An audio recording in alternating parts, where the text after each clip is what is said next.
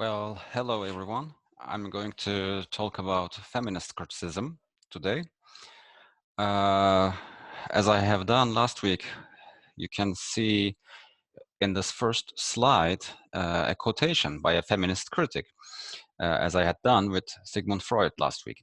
So Simone de Beauvoir is a French feminist critic, and this quotation, she says, "One is not born a woman, but uh, one is not born a woman, rather one becomes a woman."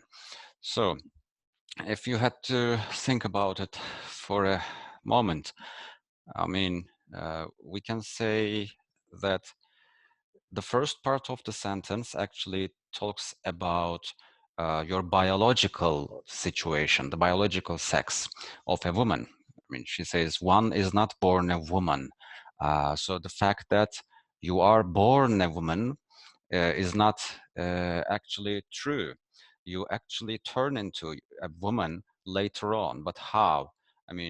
You uh, throughout your life as a woman, you adopt, you learn how to be a woman. You adopt to the expectations from you regarding being a woman. You learn your roles as a daughter first, and then maybe as a girlfriend, and then as a wife, and then as mother, and then as a grandmother. So each of these roles that I have mentioned actually necessitate different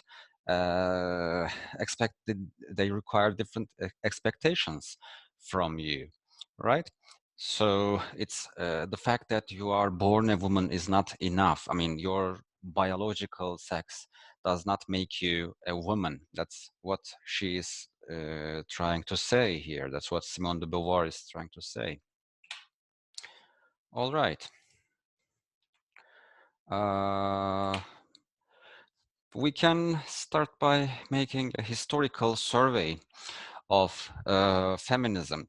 So I know our topic is feminist literary criticism, but actually feminism is older than that. We can say that feminist literary criticism started during the 1950s, 60s, around that period. But feminism is quite old, actually. So the first wave feminism is it starts in late 1700s. You are probably familiar with the British essay writer, the essayist Mary Wollstonecraft, probably. So we can say that Mary Wollstonecraft, a vindication of the rights of women, that was her work. Mary Wollstonecraft was probably the first feminist, or the starter of the first wave feminism. But of course, her work is, as you know, is mostly concerned with equalizing men and women, legally, or she supports the idea that men and women should be treated equally, or daughters should receive the same education as women, as boys, as sons, as you remember from last semester's readings in our critical theory class.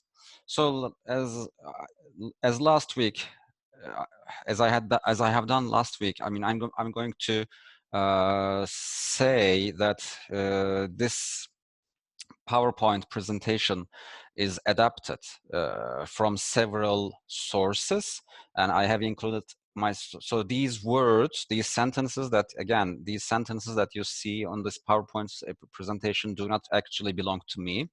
So I have copy pasted them, and but tried to use several sources. So I have made some adjustments to these slides. So the slides belong to me, but the sentences do not belong to me. Okay, so the first wave of feminism was mostly concerned with political and legal reform, dominated in Britain, for example, by the activities of the suffragists and suffragettes campaigning for women's rights to vote. So the suffragettes mean, suffrage. It comes from the word suffrage. Suffrage means the right to vote. As you know, women took the right to vote very late in England, in early 20th century, actually. So in the early 1900s. So the earliest concern of the feminists, who are called the first wave feminists, were mostly about political and legal reform. So they just wanted to be considered as equal citizens and nothing else. Yet it was also a particularly literary activity, with notable contributions from writers including Kate Chopin and Catherine Mansfield and Virginia Woolf. I'm sure you have read we have read some stories from Kate Chopin and Virginia Woolf. In her essay, A Room of One's Own, so that's a very famous essay, actually. And if you have the time to read, you have to read it. I mean, it's very interesting. A Room of One's Own, Woolf argues that female creative expression is limited by women's material circumstances, which frequently deny them the opportunity for either the space or time to explore their creative and intellectual capacities. So A Room of One's Own, I mean, the main idea of the essay is actually hidden in the title itself. So A Room of One's Own actually refers to the lack of women of a room of their own. What it means is that the domestic sphere, although the house is actually ruled by the domestic sphere, although it belongs to the women, she's actually not the owner of the house, right?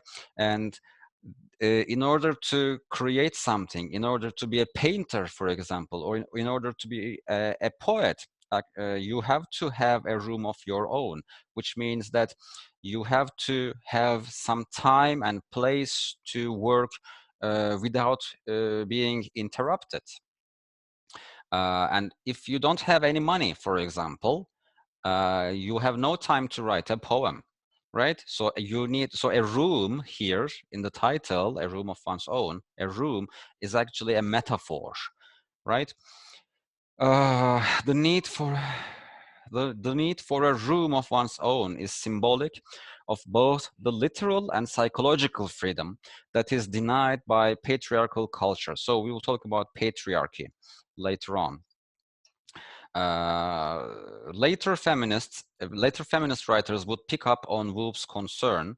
For example, Doris Lessing, in her short story To Room 19, would in 1963, almost 40 years later, explore similar territory to Woolf and examine how women's self-expression continues to be thwarted by even seemingly progressive marriages and domestic arrangements. So if I briefly summarize To Room 19 to you. To Room 19 actually talks about a married couple, and of course the protagonist is the wife here, and they have a happy marriage, but the woman actually they have 4 children, they are happy. The woman is, the wife in the story is actually aware of the feminist movement.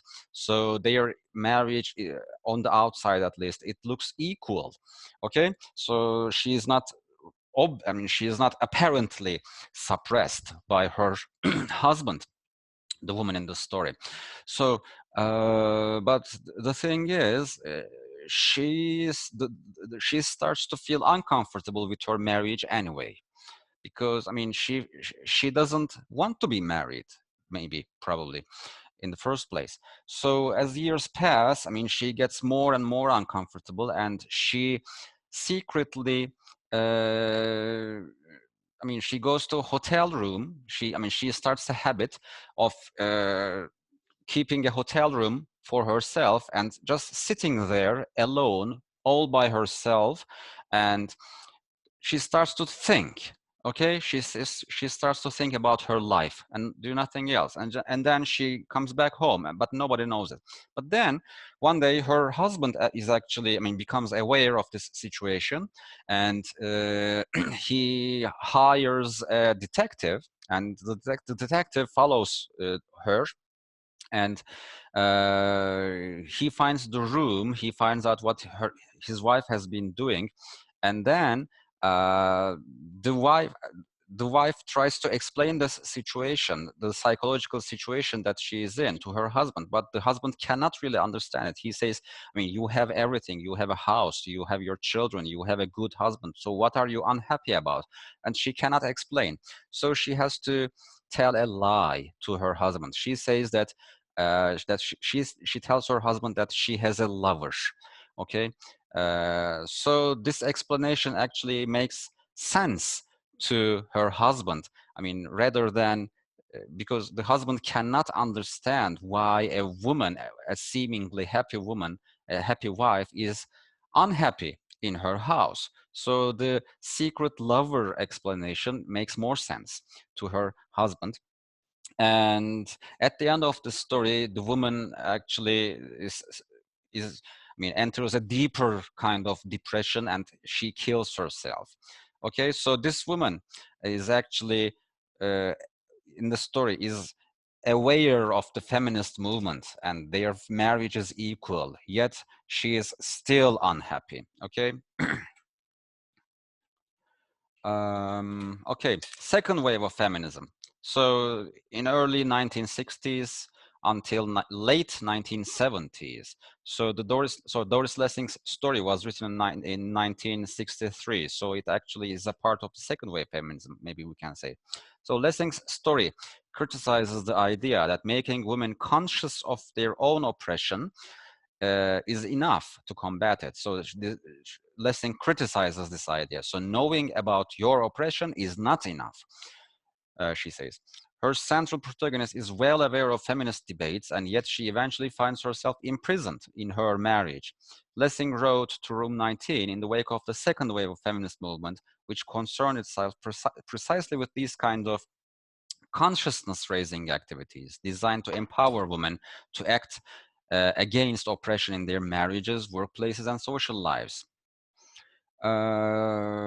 We have two major critics at this age, at this period in second wave feminism. We can say these are Simone de Beauvoir, and the other one is Betty Friedan.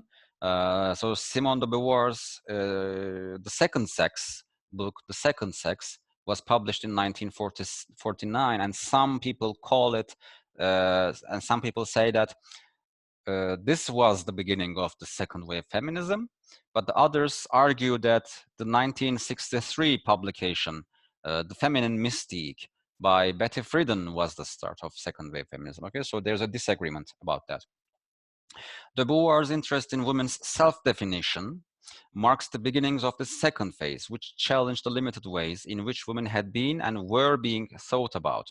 In her book, The Second Sex, de Beauvoir argues that woman is not a biological fact, but a concept created by centuries-old social values and expectations. So if we return back to this first slide, this quotation, one is not born a woman, rather one becomes a woman, it makes more sense now. Let's read it again. So in The Second Sex, de Beauvoir argues that woman is not a biological fact, but a concept created by centuries-old social values and expectations. This introduces the idea that gender identity is not inherent. I mean, not inherent means it doesn't start when you were born, but something developed through the individual's introduction into a set of rules and acceptable behaviors to which society shapes them to conform. Female identity then is not natural but constructed. Okay, so when you think about your grandparents, your grandmother, for example, I mean, I'm sure she had that different things were expected from her. than they were expected from your mother, or you are presented with different expectations as women, right? So with each generation, these expectations or what makes a woman actually changes. So this is what de Beauvoir is trying to say here. Therefore, there is no one definition of a single woman. A medieval woman would be very different than a modern woman. So de Beauvoir's concern here is to distinguish the difference between biological sex and gender as a social expression is the cornerstone of modern feminism. So as you know, sex is your biology, but gender is how you perform, according to feminist critics. How you, do you accept your role as a woman, for example, or what makes a woman a woman? These are the things that makes gender different than biological sex. So while biological difference exists, these differences are harnessed by patriarchy in the service of inequality that those differences themselves do not justify. Imagine that you were born on an island all alone, and or in a very small group of people, and you didn't have any contact with the outside world.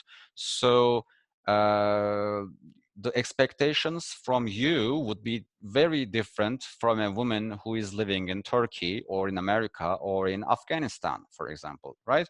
So, for example, we can probably say the same thing for men as well, because, in some cultures, for example, for men, having long hair is not appreciated, right? Just small things like that, or wearing an earring, for example. A man wearing an earring is not appreciated in all cultures. But if you were born on an island, things would be different. What makes a woman, or what makes a man would be considered differently. So it depends on your society and how how strong the patriarchy is. Okay, so Betty Friedan's The Feminine Mystique, written in 1963, echoes many of the same sentiments of de Beauvoir, particularly in terms of illustrating how patriarchy has used biological differences to limit women's opportunities and rights. Think about the times. I'm just addressing the women in our class now, the female students right now. Think about the times that you were limited from doing something just because you were a woman.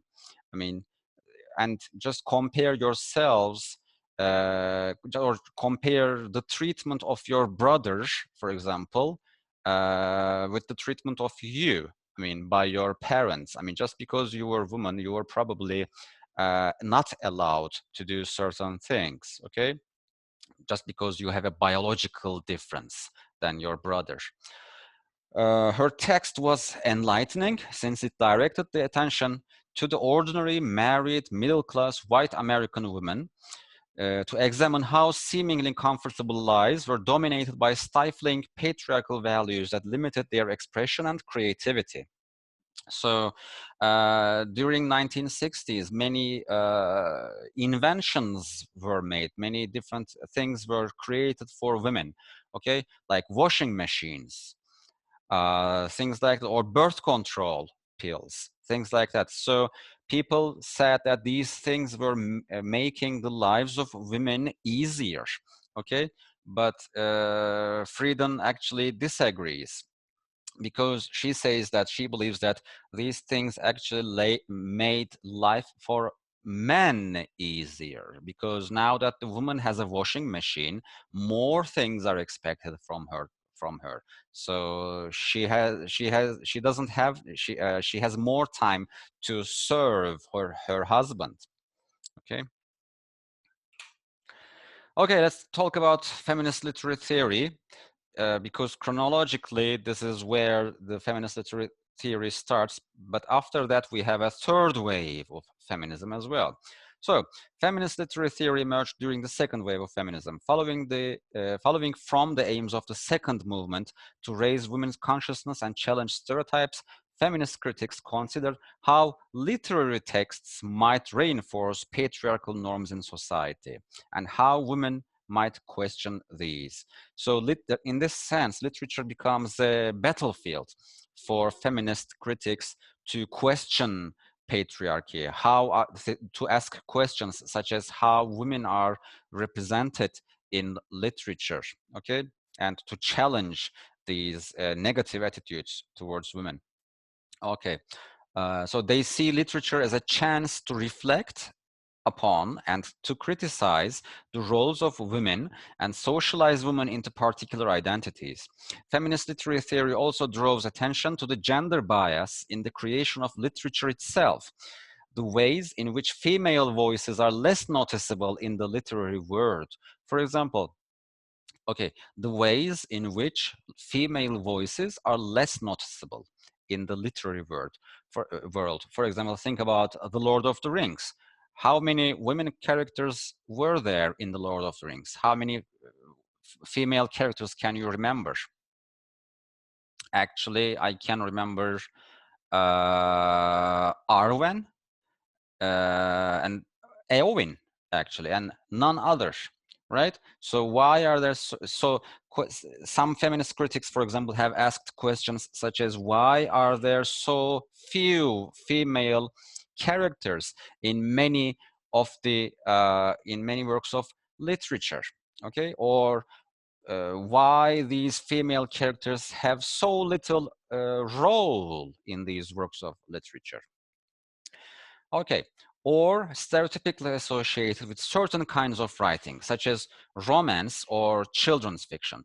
Like it's like what I'm trying to say here is that women writers are actually not appreciated, and it's not expected from. I mean, in history, in literary history, women writers are not expected to write about serious topics. So the suitable topics for women writers were romance novels, or they should write children's stories. The belief in the ability of literature to serve as a feminist manifesto is rooted in the early examples that have become central to the work of feminist literary critics. In the late 1960s and 1970s, theorists Elaine Showalter and Kate Millett would take up these influences and use them to argue for an overlooked female canon. So I don't know if you know this word, canon. Canon is the body of literature, or it's like the collection of works of literature which are considered important. For example, the texts. We can say that there is a British literary canon, and the British literary canon includes such writers as Charles Dickens, Oscar Wilde, Emily Bronte, or William Shakespeare, or Chaucer. So how many female authors have I just mentioned? Just one, right? I've just mentioned Emily Bronte. So why is that? Why is most of British writers are men? Is it because women are unable to write, or is it because what they wrote were considered unimportant? So if you check the Norton Anthology of English Literature, and if you count the number of male writers and if you count the number of female writers in the Norton Anthology, I mean, what would you see? You would see that the majority of the writers which are included in the anthology are male writers. Okay, so the Norton Anthology is like the canon of literature, of British literature. Okay, so what is literature and what is not? is actually what describes the canon. Showalter defined the study of these texts as gynocriticism, meaning simply the study of literature authored by women. So we have a word here, gynocriticism. So what Elaine Showalter did was she focused on the texts written by women, and she asked the question, why are these women, or why were these women not considered important throughout history? So Kate Millett's Sexual Politics is a critique of the representation of sexual relations in many canonical works of literature by famous male writers, such as D.H. Lawrence and Norman Mailer. And also, I have read this work. She also mentions James Joyce, as far as I remember, or Arthur Miller. So she mentions many famous male writers, and she tries to analyze how these male writers have portrayed women in their works. So, and she criticizes the way that female characters are represented by men, by these men. So, in this respect, Millett's work was important in the growing movement towards concerns with gender. The study of this feminist literature is seen to counter the patriarchal construction of womanhood that feminist critics like Millett argue is present in many male-authored works. So she criticizes how male writers have been portraying female characters throughout history. The best known text in this regard is Sandra Gilbert and Susan Gubar's The Mad Woman in the Attic. For Gilbert and Gubar, the male writing tradition positions women in only a limited number of roles designed to further the interest of patriarchy. And it is within the system that female writer struggles to find her voice. So what they did, what these two critics did, was to analyze okay, again, think about the Lord of the Rings. You should have read the books, by the way. In the movie, it's a little bit different. So in the movies, because they are more modern than the novels, I mean, they have quite changed the representation of Arwen and Eowyn, for example, okay? So what Gilbert and Guber did was actually analyze how male writers portray their how the women characters are stereotypical in these novels. Okay, so if a woman character exists in the text or in the movie, whatever, she's in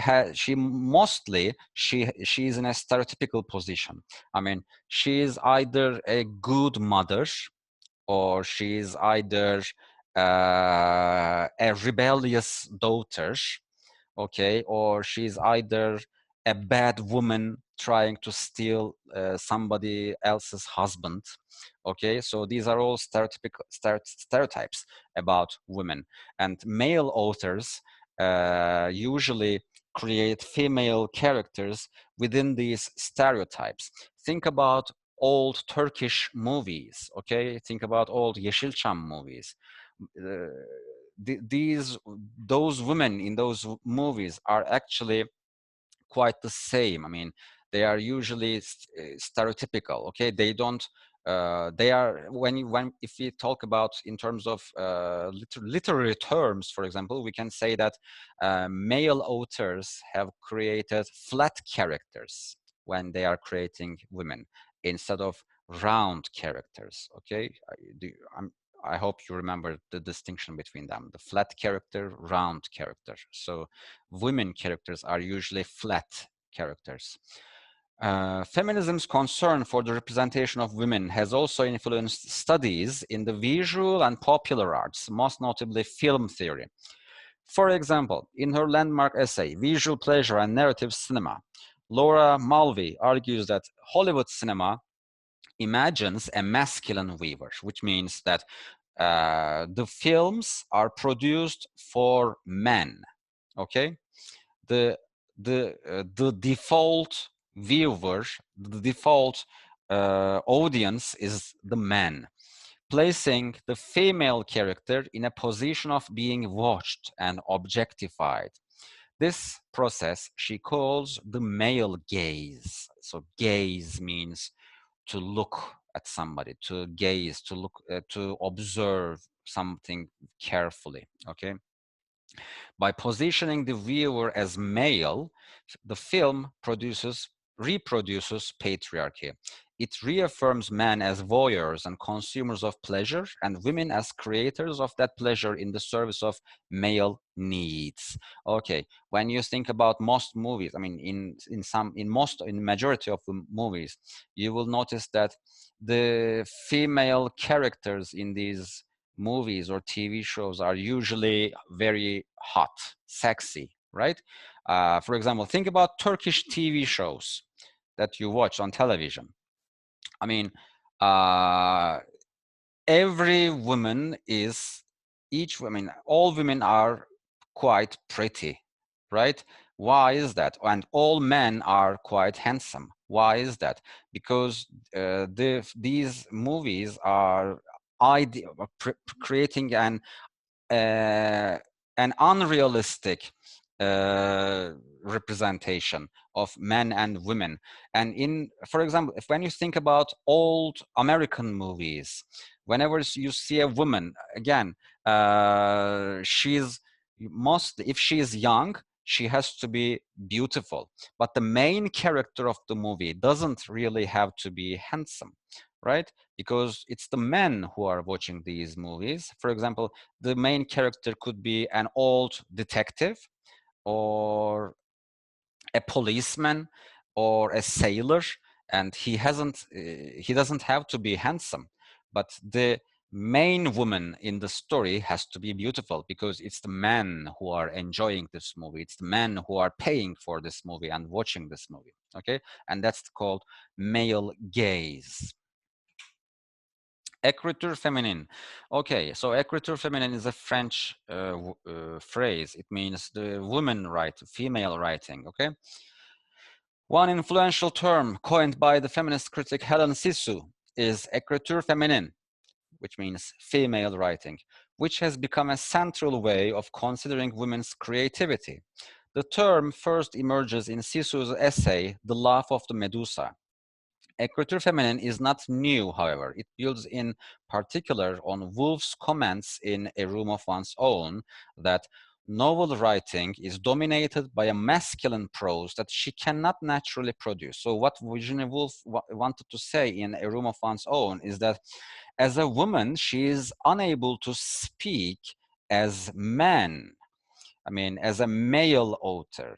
So the male authors have hundreds of years of tradition in writing. They know how to write a novel, okay? And their way of writing a novel is considered the correct way of writing a novel. But a woman character, a woman writer like Virginia Woolf, for example, is unable to talk like a man. Or think like a man, or write like a man. Therefore, she would be automatically considered as an unsuccessful writer. That's what Virginia Woolf is trying to say here. So Helen Sissou actually borrows this idea and presents it in a different way. Sissou, however, integrates Woolf's ideas with her own thinking. This writing emerges through its difference from patriarchal writing, serving as a challenge to it and also to the forms it upholds, prose and realism in particular. So prose writing is usually associated with essay, the formal essay. Just remember what we talked about during neoclassical literature, about the neoclassical literature. So an essay or prose is usually well structured, well planned, okay, and it's serious. Therefore, it's more manly, more masculine, according to Helen Sissou. And realism is is also more masculine, and the opposite is fantasy, okay, dreams, unrealistic things. These are usually associated with women writers. So the écriture féminine is the way that women should have. I mean, the way of writing that women should invent and use, okay? Female writing. Because men and women think differently, their way of writing are different. That's what Helen Sisu is trying to say. Okay, let's skip this one because it's quite confusing. But so we can also say that there's a second dimension to écriture féminine, and it's that male writing is ordered and structured and controlled, but female writing is fluid, disruptive, and that's why it's female. So it's quite difficult to conceptualize actually, and that's why I want to skip this. I mean, you have to have made an extensive amount of comparison between how male writers write and how female writers write. So that's why it's quite difficult for us for now. Okay, third wave feminism and beyond. So it's today, I mean, the fact that feminism is not a single ideology, but represents a number of subject positions, some of which are in conflict with others, means that the use of feminism in relation to literature can vary considerably. For example, in the 20th century, feminism has been dominated by an ideological split between those who call themselves liberal feminists and those who define themselves as radical feminists. Radical feminists locate the source of prejudice against women in patriarchal gender relations. They are principally concerned with how being a woman results in one being treated differently. Although they see gender as fluid, they see sex as a biological reality and argue that it is for this biological reality that women are oppressed. In contrast, liberal feminists are focused on women's rights of individual expression, and within that, the legal and social barriers to this. This latest feminist movement has opened itself to the need to acknowledge the varying needs in which gender discrimination relates to other forms of social oppression. And this has led an impact on the use of feminism in literary criticism. Black feminists and Marxist feminists have foregrounded the ways in which respectively race and class complicate the operation of patriarchy. The theory that examines such significances is called intersectionality.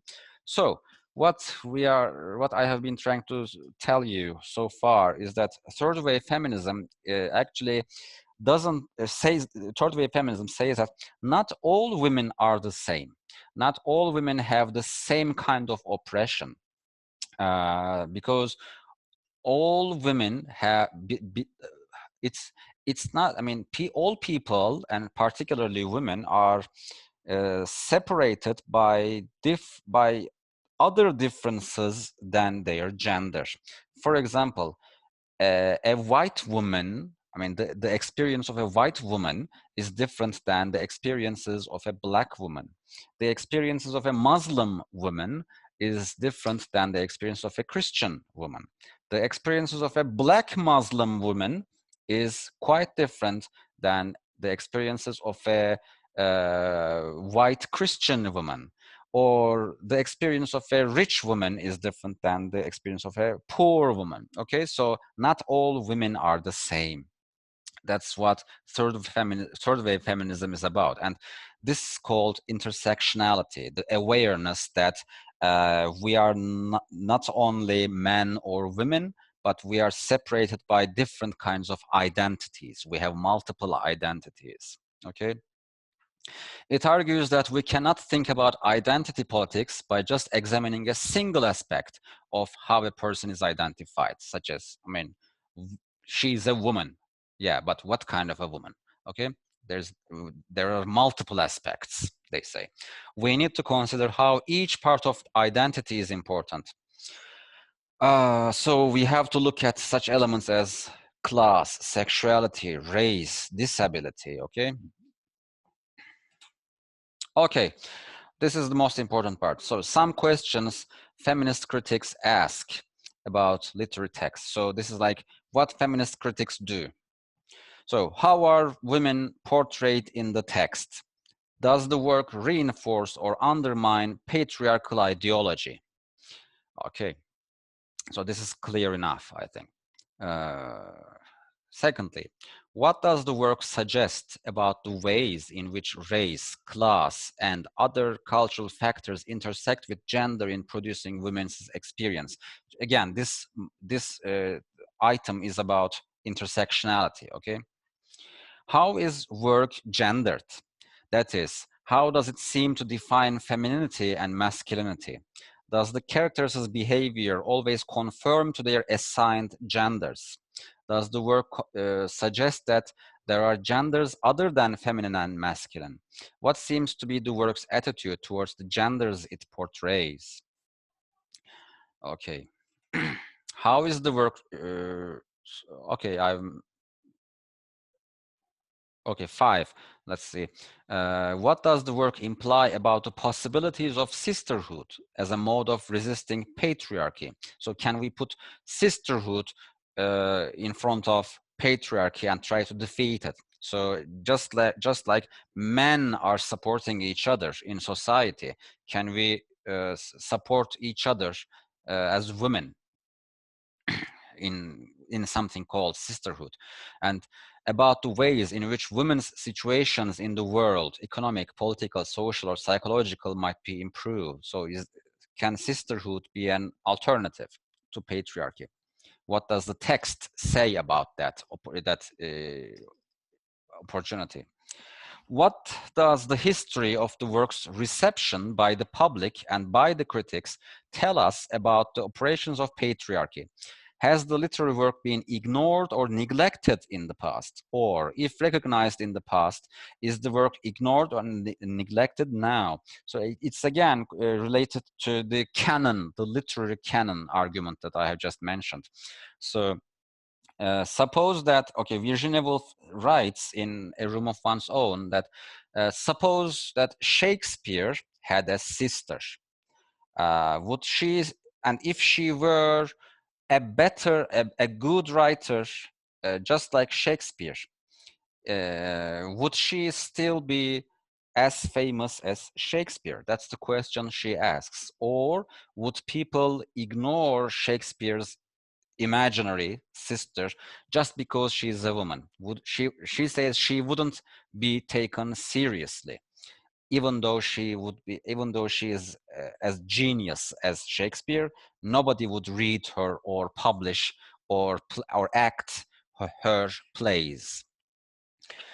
What role does the work play in terms of women's literary history and literary tradition? This is related to gynocriticism argument. Okay, so where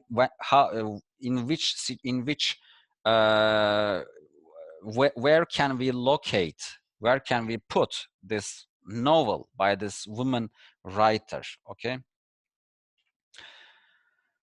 Okay, and finally, some examples. Death of a Salesman. I'm not sure if you have read this play in your drama class. It's an American play, so probably you didn't read it. But you can find a summary of the play on the internet, probably, in order to better understand this slide. A feminist analysis of the patriarchal ideology operating in Arthur Miller's Death of a Salesman, for example, might examine 3 related areas. So this play can be considered as hostile to women, according to this interpretation. Okay, so this is not a feminist text, we can say. So we can look at the ways in which the female characters, Biff and Happy's various conquests. So Biff and Happy are the salesman's sons. Okay, the salesman is Willie, by the way. So Willie is the father, and he's a salesman, and his wife is Linda, and their sons are Biff and Happy. So Willie is an unsuccessful salesman. He cannot earn money, and his wife is always supportive of him, and his sons are just, instead of finding work and being useful, they are just they're just wasting their time. Okay. Okay. How are the female characters represented in the text? For example, Biff and Happy, the sons, have girlfriends, and they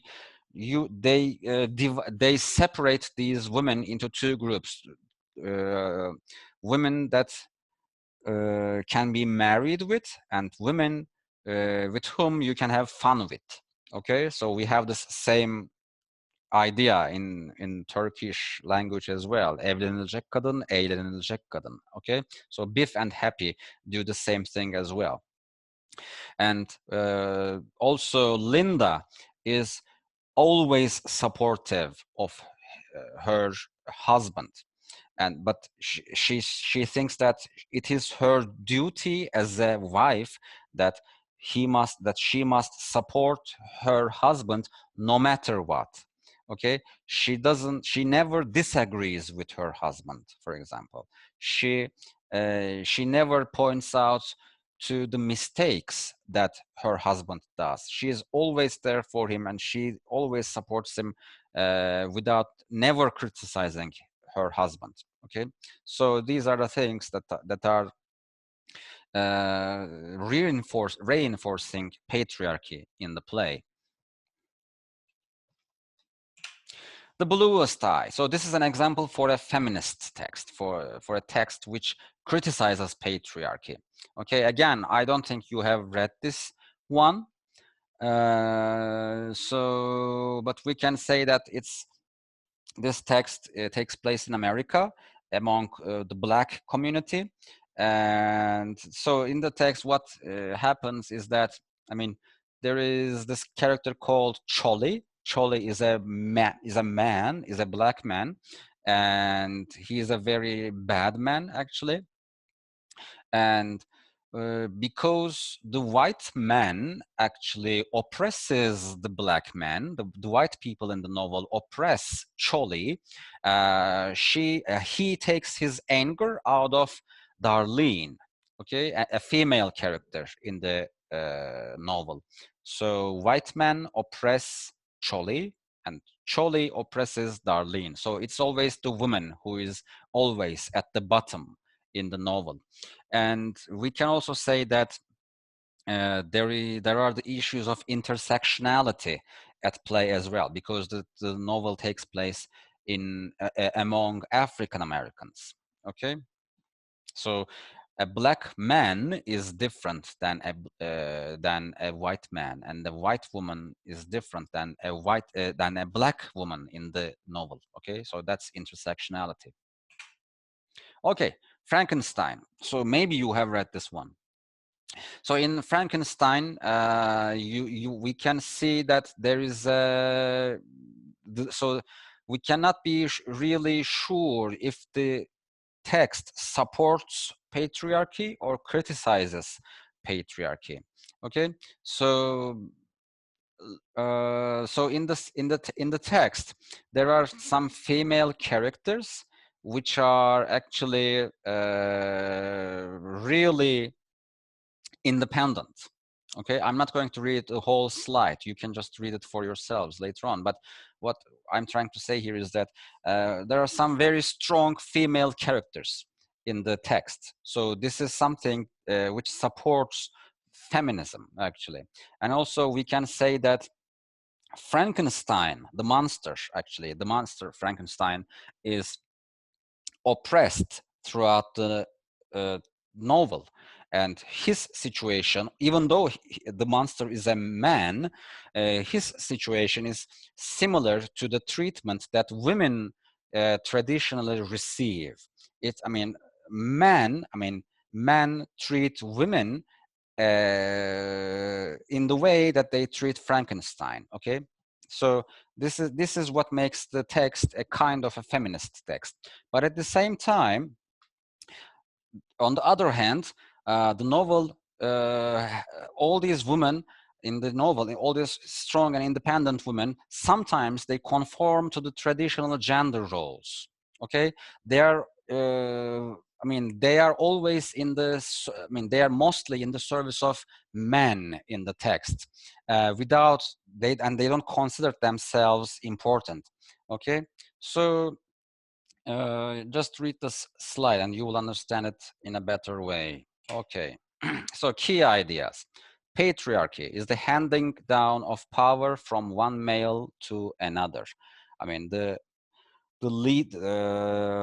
head of the house is usually the oldest man in the house, okay, living in the house, or most of the bosses are men.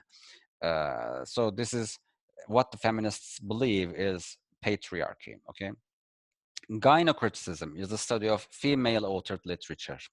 Male gaze refers to the construction of visual media through an imagined male viewer and his desires. Écriture féminine refers to female writing as distinct from and as a challenge to male writing.